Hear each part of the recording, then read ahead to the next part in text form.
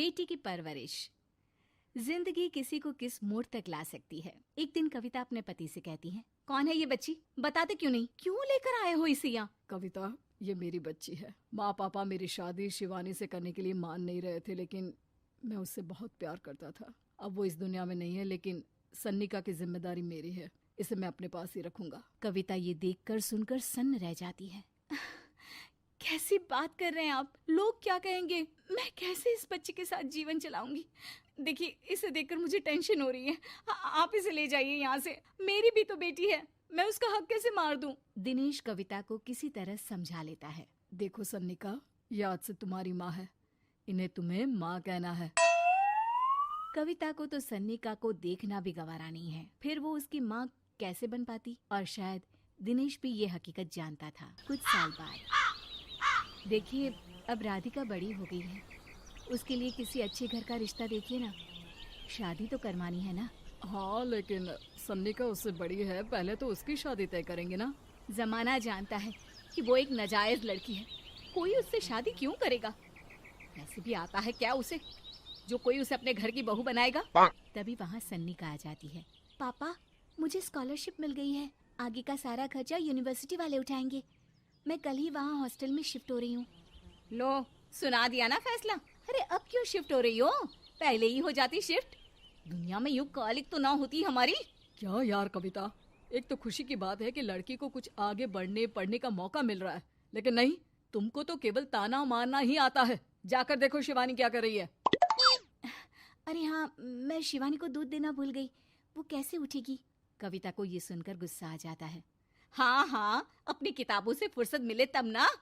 मेरी बेटी ना कुछ खाए ना कुछ पिए, यही तो चाहती हो तुम। सन्निका, जिसने कभी कविता से बात ही नहीं की थी, क्योंकि वो उसे हमेशा कोसती, वो वहाँ से बिना कुछ कहे निकल जाती है।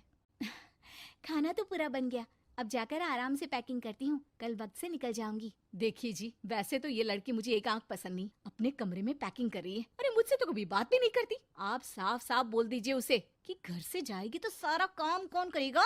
उसकी माँ।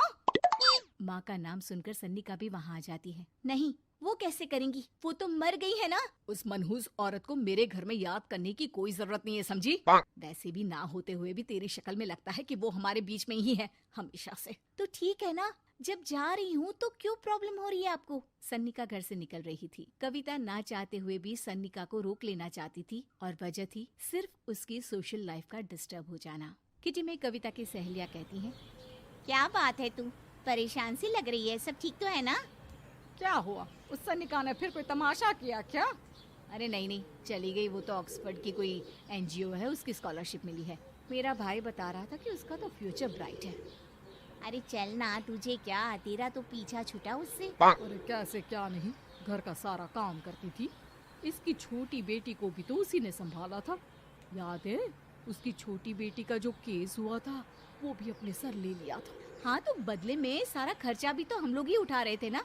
और पता है, वो मुझसे बात भी नहीं करती, जैसे पता नहीं मैं ही उसके माँ के मरने के लिए जिम्मेदार हूँ। अरे खुद को क्यों दोष दे रही है? तूने जो किया शायद कोई नहीं करता। कविता को समझ में नहीं आ रहा था कि उसके साथ ऊपर वाले ने ऐसा क्यों किया। वो शाम को घर आती है। आज तो बहुत खुश होगी तुम, एक बला से छुटकारा मिला ना तुमको। बेचारी की जिंदगी नरक बना कर रखी थी। वो तो कहते हैं ना, ऊपर वाला सब देखता है। देखो, चुन लिया उसने अपना रास्ता। कविता का मन तो करता है कि वो पति को सब कुछ सुना दे, लेकिन सामने सास खड़ी होती है। ये तो है, बेचारे को खाना बनाने से लेकर घर के सारे काम करने पड़ते थे। बाहर का भी कोई काम होता तो वही देखती। अब देखते हैं घर का काम कैसे होता है। तभी कविता की बेटी उसके लिए चाय लेकर आ जाती है। लो माँ चाय, कैसी रही किट्टी? अच्छी थी बेटा, खाने में कुछ बनाया है क्या? हाँ, सन्निका दीदी जैसी ही सब्जी बना दी है, आप रोटी बना लो। और हाँ, कल मैं चली जाऊंगी इलेक्ट्रिक बिल और राशन लाने के लिए। अच्छा अच्छा, पैसे मैं दे दूंगी। सन्नी का कार्ड दे गई है ना? हाँ माँ, एक कार्ड तो देकर गई है। अरे चोर नहीं थी वो, मेरे बेटे का ही खून है। पता नहीं कितना घमंड भरा है इसमें। अरे छोड़ो ना माँ, जिसको जो बनना था वो बन ही जाएगा। अच्छा माँ, कल चलना है उसके कॉलेज में, सभी पेरेंट्स को बुलाया गया है। अब कविता तो जाने से रही, तो हम ही साथ चलते हैं। हाँ बेटा, उस बिन माँ की बेटी का है ही कौन। अब क्या था, कविता का गुस्सा फूट पड़ता है। हाँ, आप लोगों के जैसे तो इंसान नहीं देखे मैंने। अरे मेरे सामने ही अपनी नाजायज बेटी को लाकर बिठा दिया।